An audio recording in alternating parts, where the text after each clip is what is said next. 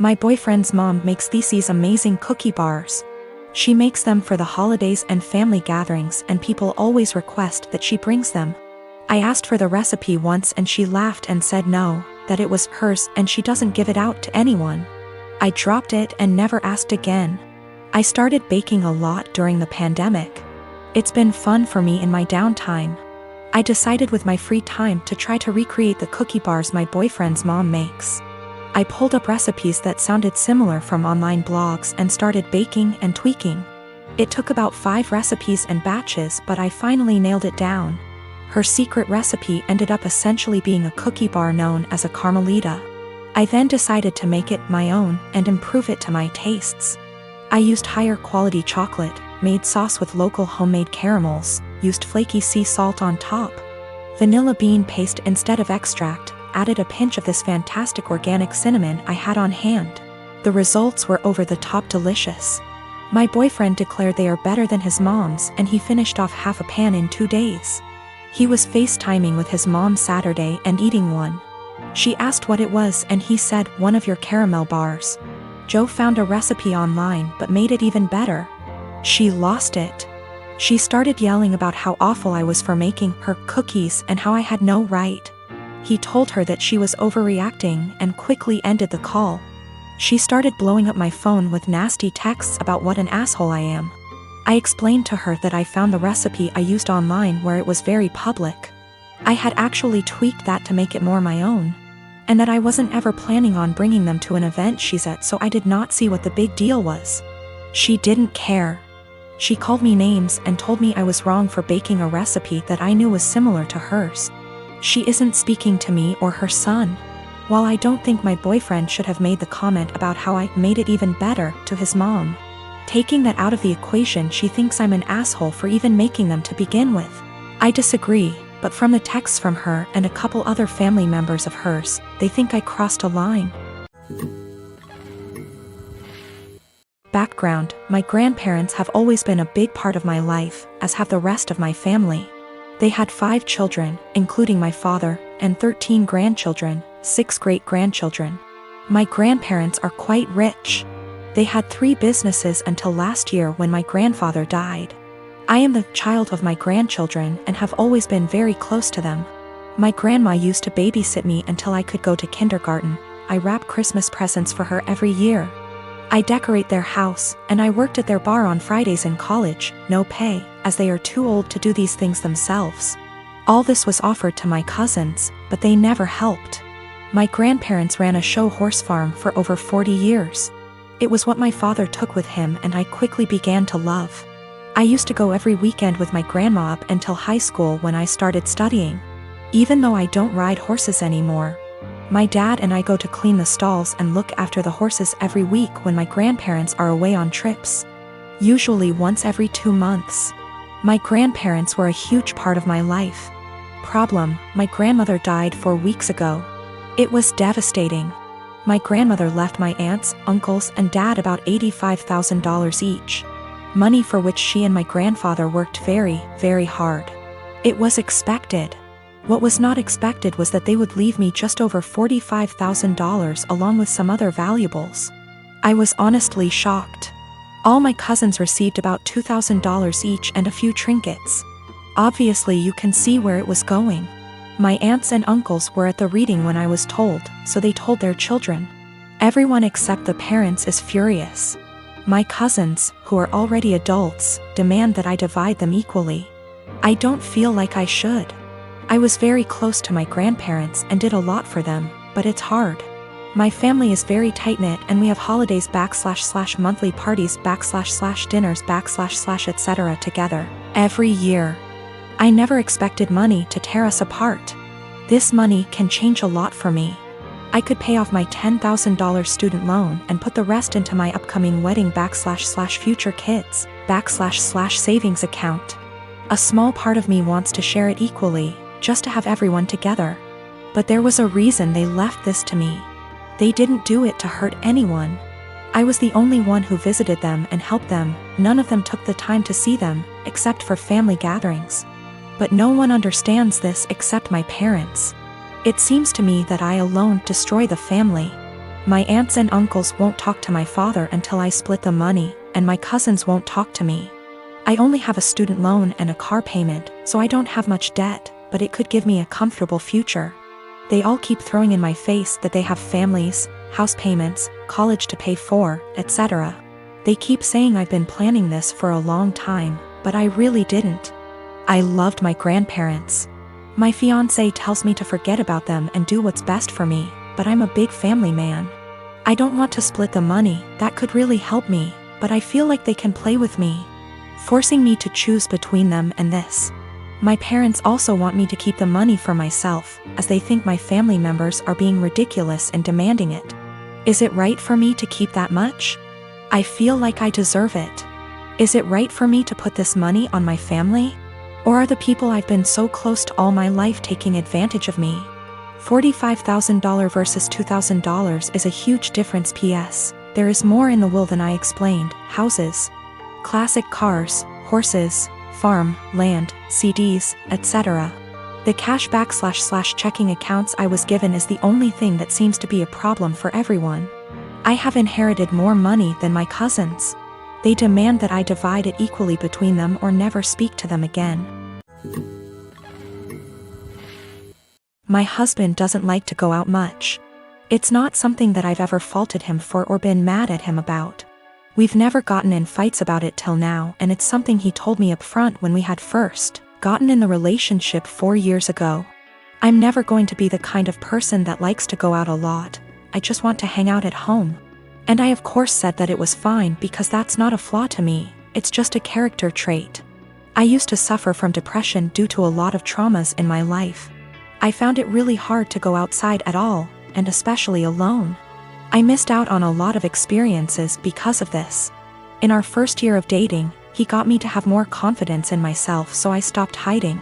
I got a therapist and have been on a wonderful little antidepressant.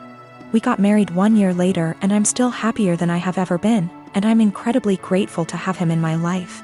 That hasn't changed one bit. Now, I know that this isn't what he does.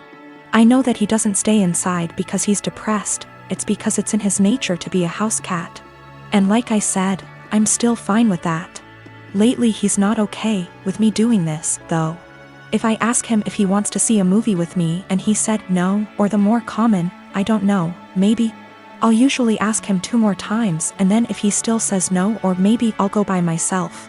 It's the same with going out to dinner, taking little classes, etc.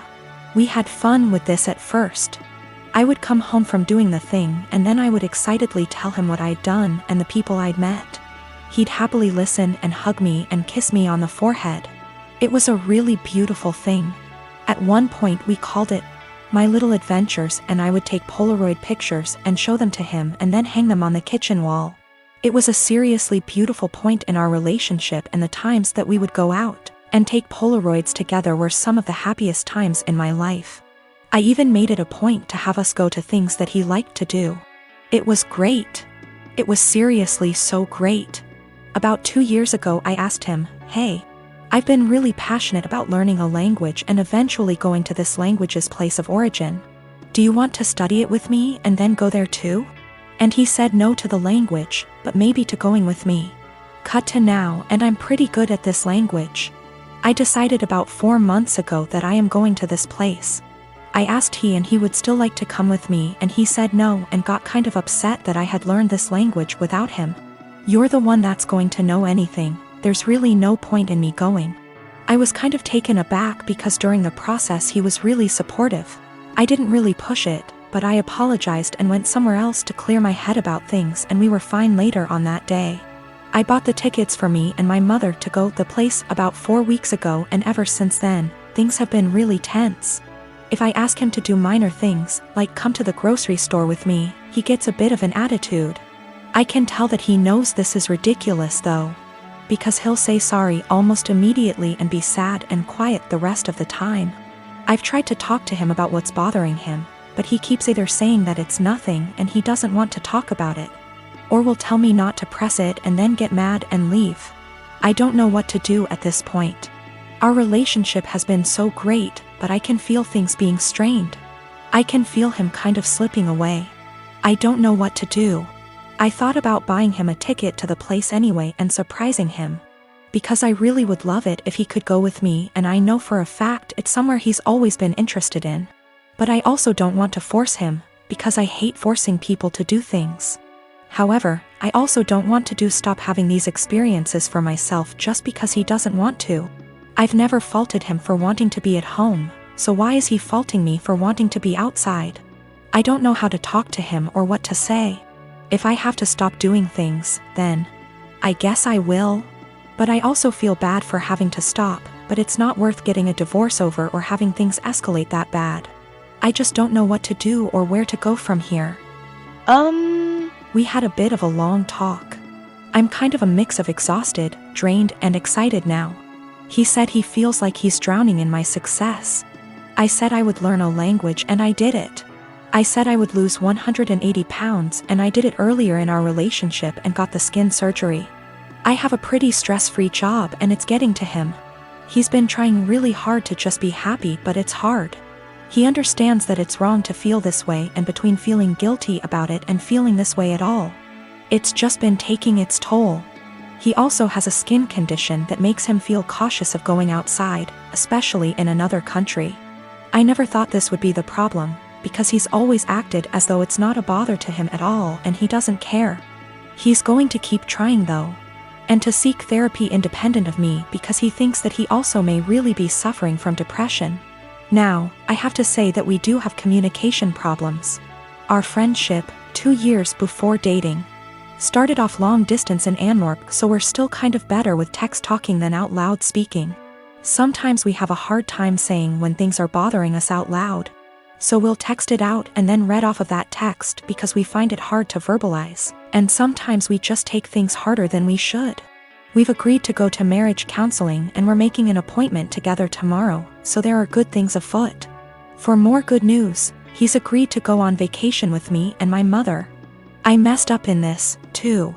I like to think that hearing maybe or other apathetic answers instead of just yes or no didn't bother me, but it did. And sometimes, as some people pointed out, I would get kind of passive-aggressive about it. I'd ask him simply because it meant that I tried at times. I'm not proud of it, but it happened. I'm going to work on that more in myself as well. I am a 32-years-old female, and I was raised Mormon, but I'm not now, nor do I follow any other religion. My mom is still very much in the cult. As such, she has the typical Mormon mindset regarding gender roles and all that bullshit. Granted, I still think she'd be this way without her religion, though maybe not as bad. We get along splendidly, except when the topic of her religion comes up, which doesn't often. She's visiting right now. I don't see her in person much, but she came down for my birthday. It's also important to note that I have 2 sons. My 5-year-old has a mohawk. My 3-year-old has shaggy, shoulder-length hair. He's never had a haircut for a multitude of reasons, none of which would even be asked if he were a girl. Not long after she got here, she started going in on his hair. This is not the first time she's given her opinion on it. Why don't I cut it? Don't I want to prevent him from being bullied? Or from people thinking he's a girl? Because he hasn't asked and I want it to be his choice. Because he acts like I'm murdering him when I brush his teeth and hair. Because he also flails around like he's having an exorcism, so imagine that with a pair of scissors. Because if someone sees long hair and assumes girl, that's on them, and a simple, he's a boy, corrects it. But mostly it's because I don't want to. She got pissed and said what she really thought, which was, well, I just don't like long hair on boys. Clearly. Yet she has no problem with my other son's mohawk. Guess that's boyish enough for her. And she said it in front of both my sons, which pissed me off. I said the first thing which came to my head, which was, if you have a problem with long hair on boys, I suggest you take it up with your Lord and Savior Jesus Christ. You can start by asking him to get a haircut. Call John the barber. Bruh. If looks could kill, I'd be in outer darkness right now. She steeped in her anger for a while but didn't say anything else. She hasn't changed her opinion, nor will she. But I don't think she wants to get roasted again either, so she won't bring it up anymore. I feel like we're both assholes. As much as I hate her religion, that was also a low blow, and I have a tendency to speak first, regret later. Though I don't necessarily regret my words, I do regret how they made her feel. She is my mom after all.